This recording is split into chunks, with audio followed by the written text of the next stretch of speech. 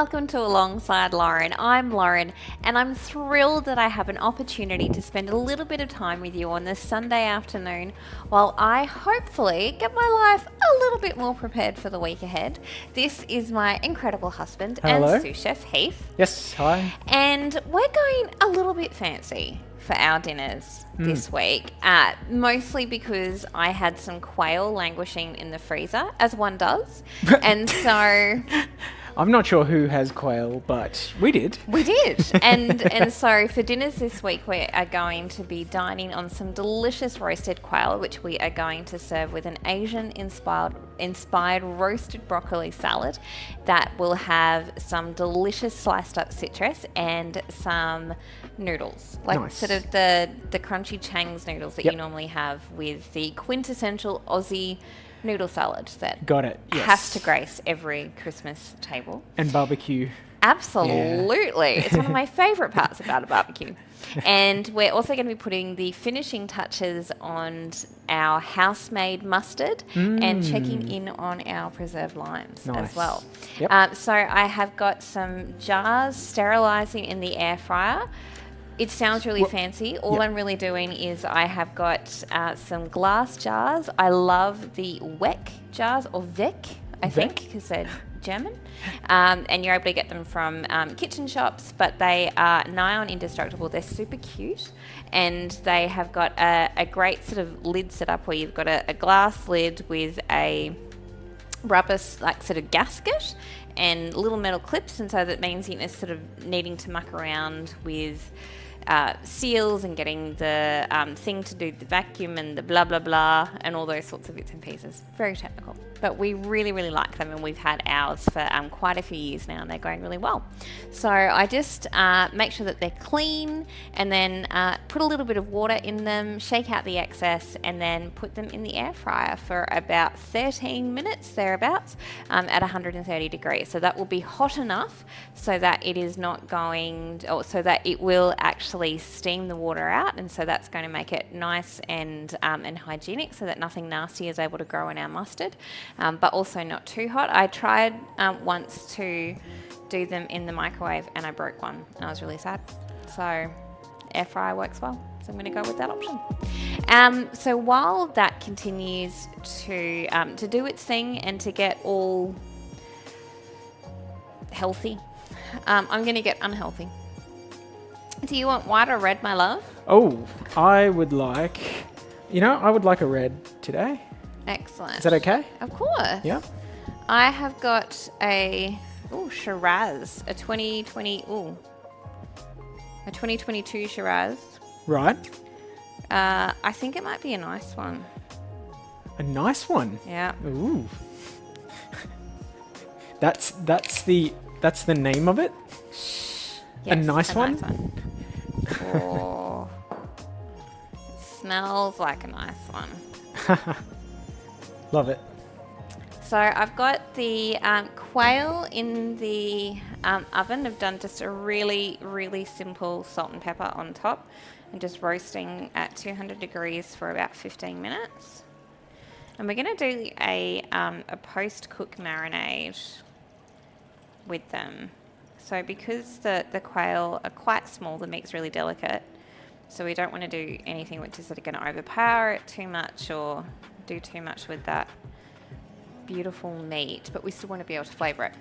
So a post-roast marinade will be just the ticket. Oh, it's really good. Did you just sip it off your finger and say it's really good? bit. Is that what happened? Mm-hmm. Cheers. Oh, this smells good.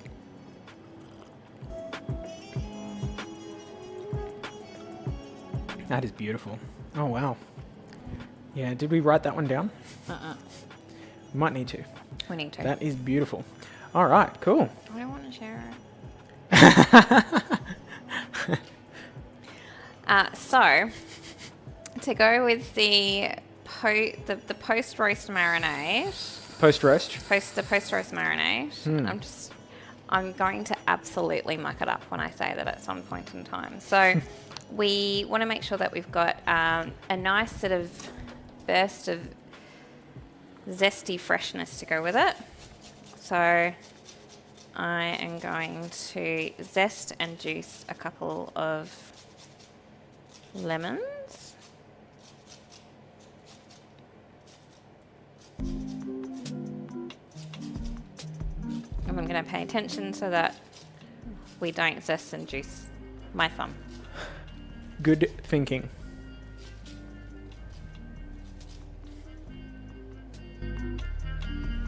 So this winter we have discovered a newfound love and appreciation for pork knuckle. We found a particular recipe by Nigella Lawson, who I've come to realise it's sort of a combination of Nigella Lawson and Maggie Beer that have been really, really fundamental in how I have formed my approach to food and to cooking. Both adore butter, as do I.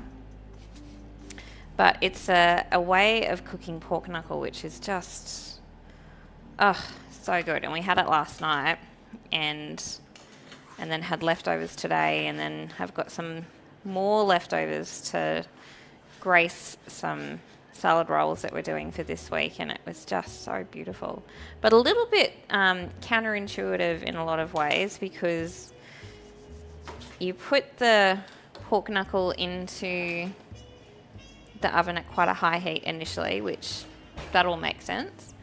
And then you go to drop the temperature down, but when you drop the temperature down of the pork knuckle, you sort of baste the whole thing in, well, the recipe says beer, but I'm not a big beer person, so we used white wine, and it just, I was afraid that it was going to make the skin soggy rather than crispy, but it ended up being amazing, because it kind of, the heat got the pork knuckle doing the things at the beginning, and then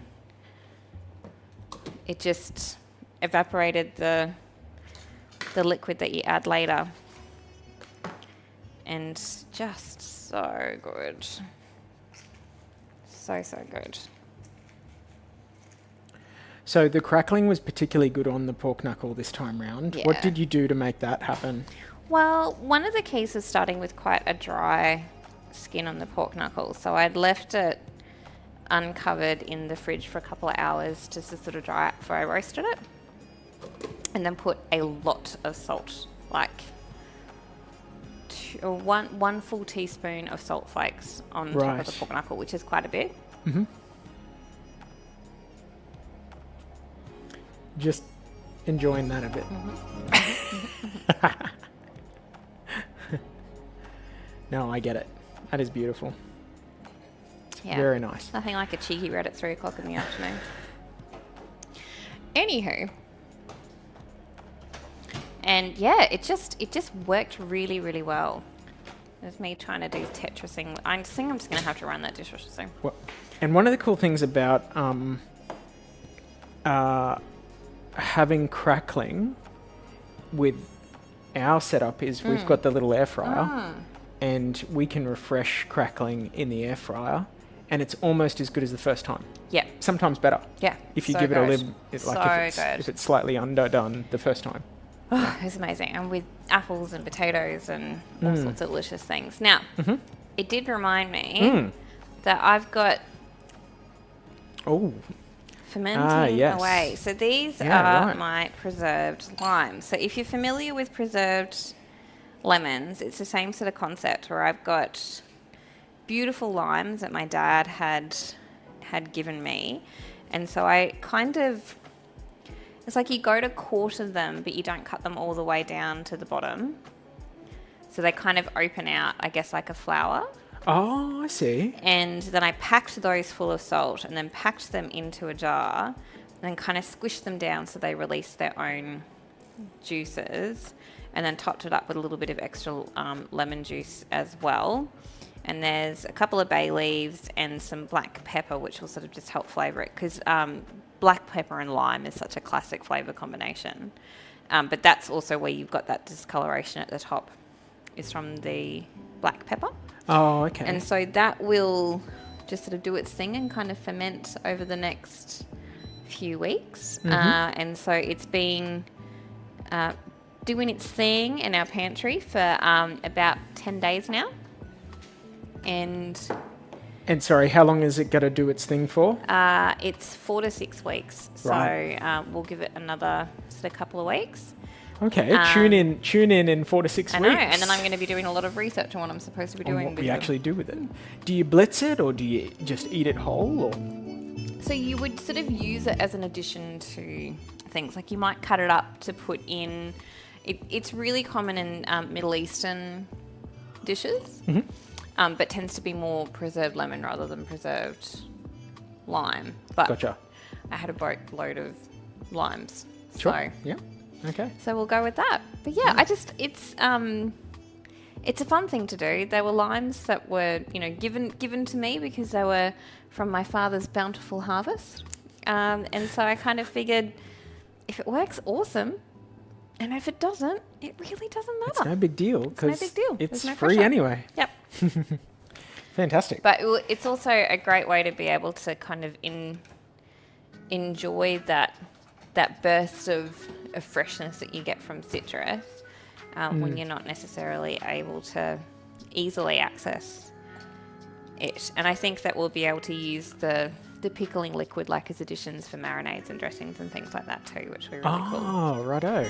Cool. Yeah. Okay, great. So what I'm going to do now is get crack-a-lacking on our mustard. And I believe, we'll just check and see, but I think that the quails might be cooked.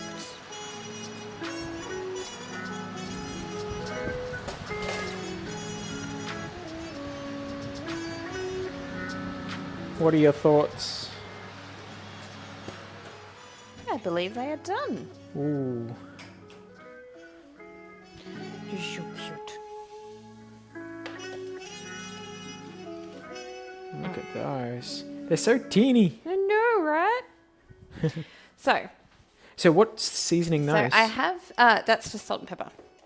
But we'll do the post-roast marinade once we have done the mustard. Right. So here I have got the early stages of mustard before it is blitzed to perfection. Okay, so what are the layers that we can see? So that is, that's olive oil on top with some black pepper. But that's a mixture of whole grain mustard. I've also got some mustard powder in there, turmeric, bit of garlic, bit of honey, as well as some vinegar and white wine. So we're now going to put that mix into the Thermomix.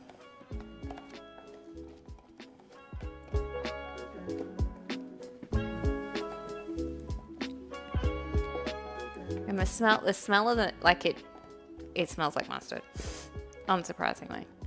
It's quite strong.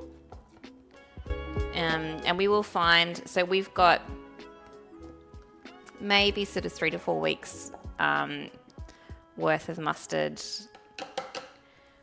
in the fridge in the jar that we have at the moment. We found the very first time that I made mustard, I was so disappointed because the flavour was just really, it wasn't even that it was really intense, it just wasn't great. I don't know how else to explain it. Just got a little bit of leftover wine because I think it just needs a little bit extra liquid to come to the right consistency.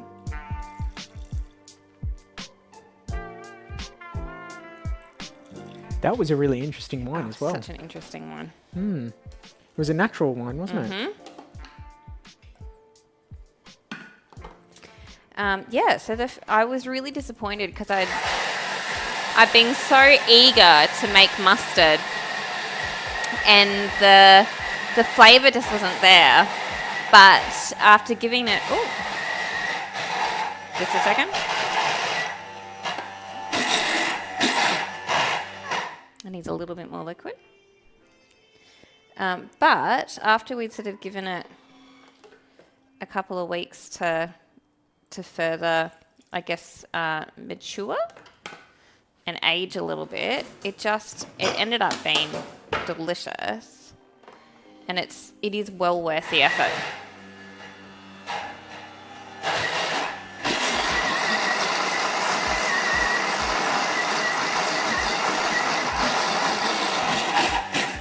Sorry about the noise, everybody. So you're blitzing that up in a Thermomix, but you could do that in anything, couldn't you? Oh, totally. You could blitz it in anything. Wow. Oh, all right. You've got to see this. It just looks It looks like mustard. exactly. It looks like a your beautiful classic whole grain. whole grain mustard. Yeah. Oh, it smells so Brilliant. good. It smells so good. Wonderful. So we have here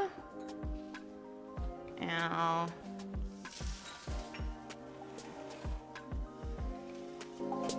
Sterilized jars. sterilized jar. Okay, so you just put a bit of water in those, didn't you? Yep. And then just popped them in the air fryer. In the air fryer. But could have been an oven. Could have been in an oven. Yep. What temperature do they have to get up I to? did it at 130. Yep. Because you don't want it to be like super hot and then risk Cracking. cracking them. Yeah.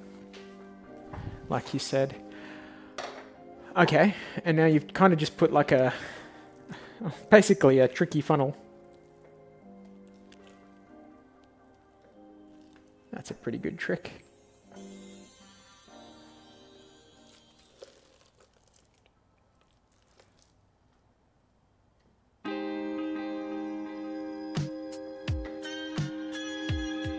Shout out to Liz Connolly Kessels for teaching me that.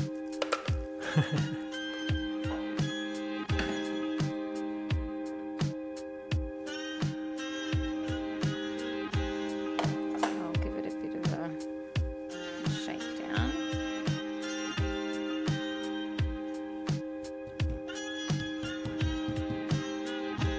I don't want to like tap it directly on the bench and risk breaking the Yep, glass. makes sense.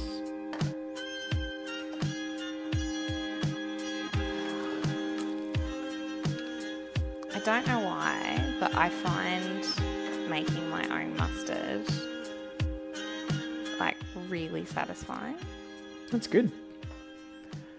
I mean, I know you're happy with it. I am, yeah. It's particularly good on bread rolls with like roast beef or, you know, Oh, various it's things so like that. good. And we've found it's interesting that the more the merrier with Yes. mustard. It's so Like, interesting. I find this fascinating The, that for the me. extra sort of sharpness, the extra, yeah. So I'll just lay that.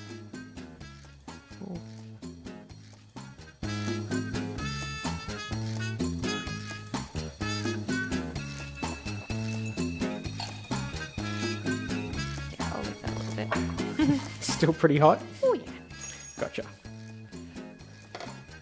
So I possibly should have gone a smaller jar for this one. Oh, no big deal. It just means that we'll use this one first just because of the additional air that there will be. There will be A higher risk with higher risk. it. That makes sense. And we get through mustard, so. Yeah. Particularly as we're heading into the warmer months.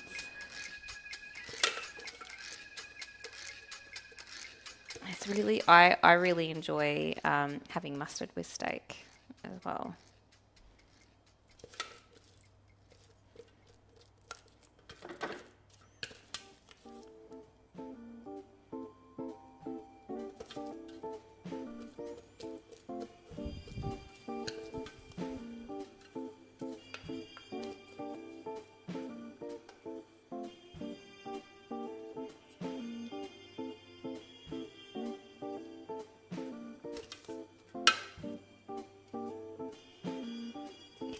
It's the smell of it is it's quite intoxicating. It's really heady, but it's lovely. But yeah, so not quite as much in this jar.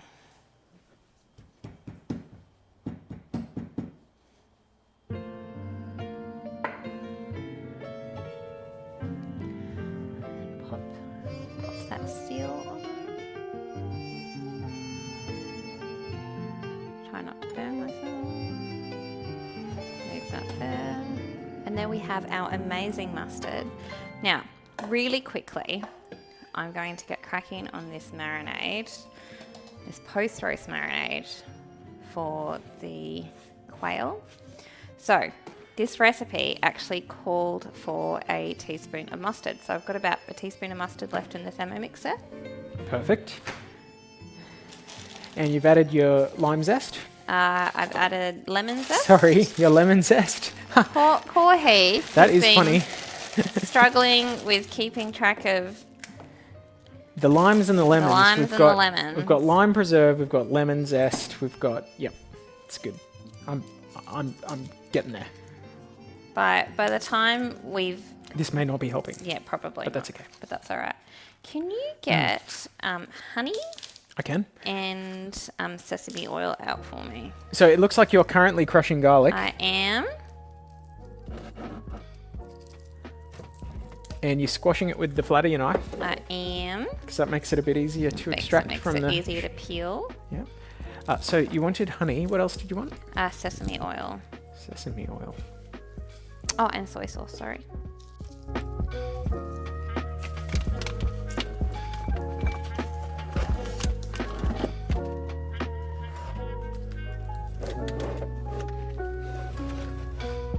The recipe didn't actually call for garlic, and I'm like, what's wrong with you?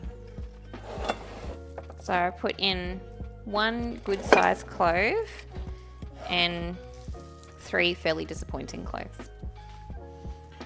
Can you remind me what the sesame oil bottle looks like? A small, tall-ish bottle. Yeah, that was what I thought too.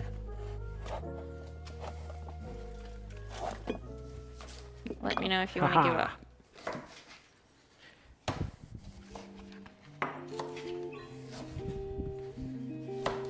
I've just got some ginger that I'm really lazily not really peeling. Well, I didn't peel, I just cut bits off.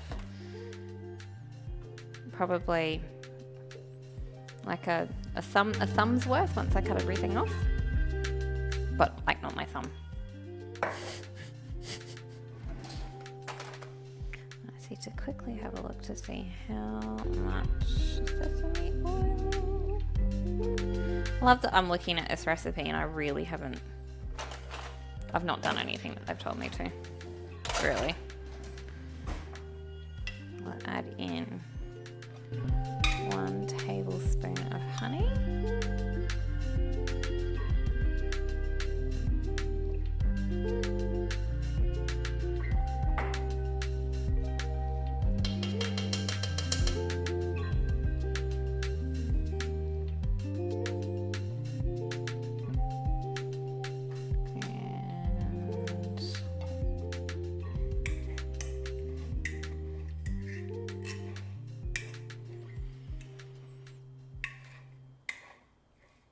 I think that's all. We'll soon find out. Just be careful with that lid, I think. And a couple tablespoons of soy.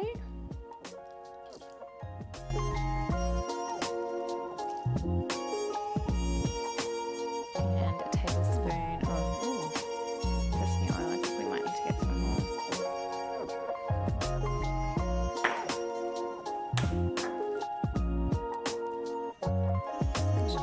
I do enjoy the nutty flavour that sesame oil brings. It's very good, yeah.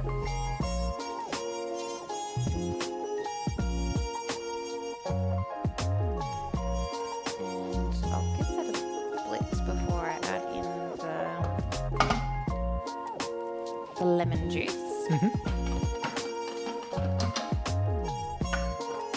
While I do that, there should be a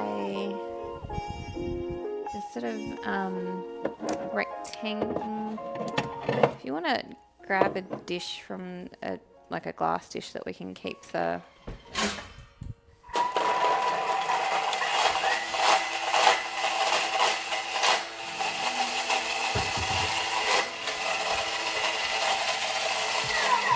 Do you mean a little glass dish like this or something bigger? What is it? Yeah, I need something for the quail to go in. Quail! So, the now I size know of what the you mean dish by that dish. you That's handed hilarious. to me was super cute. Look, quail are small, but not that small. They are not that small.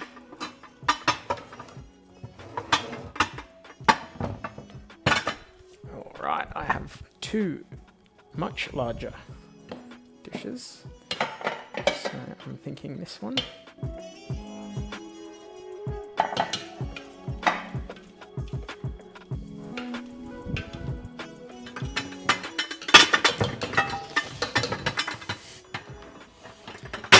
Okay.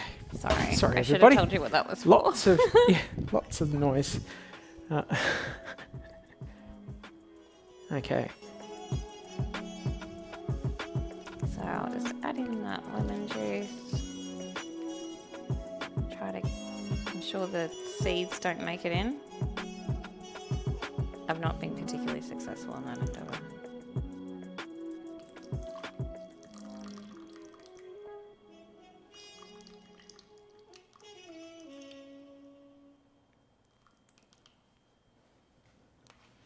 Amazing. And add in a little bit of olive oil here as well. So I had I had retained the olive oil that I had kept a labna in. I'd kept it in the fridge so it's not too gross. I just couldn't not do something with it. So I've just kept it and I've been using it for cooking.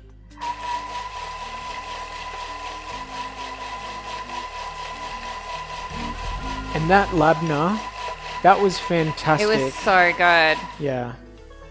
We ended up using it for as like an alternative for sour cream on baked potatoes last week as well, and it was amazing. All right, so we've just got these gorgeous roasted quail.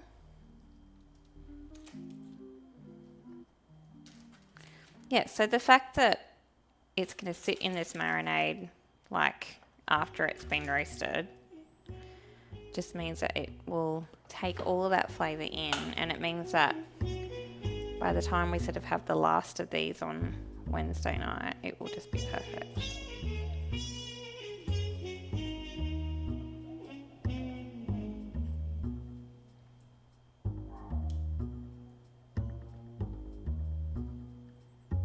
And keep them nice and tender.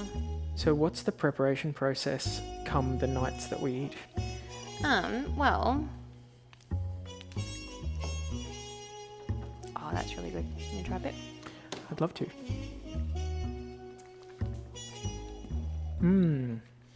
Yeah, really good. You got the zing of the lemon, not lime. Well done. In case you were wondering. Well done. And the punch of the mustard. Yeah. And then you've got And then you've got your gingery garlic sort of. Yeah. Very nice. And then the Very, very sesame nice. oil kind of just has like a bit of nuttiness, but it's like Yeah. a Well balanced. kind of grown up honey mustard chicken is how I'm sort of Yeah. envisioning it. Yeah. And so we've had an opportunity to just spend, what was it, like half an hour to create something that is going to make us feel very fancy for the week ahead. And I hope that you have an opportunity to take a few moments on this afternoon so that you're able to make your life in the coming week just that little bit easier. And we really and truly cannot wait to do it all again with you next week on Alongside Lauren.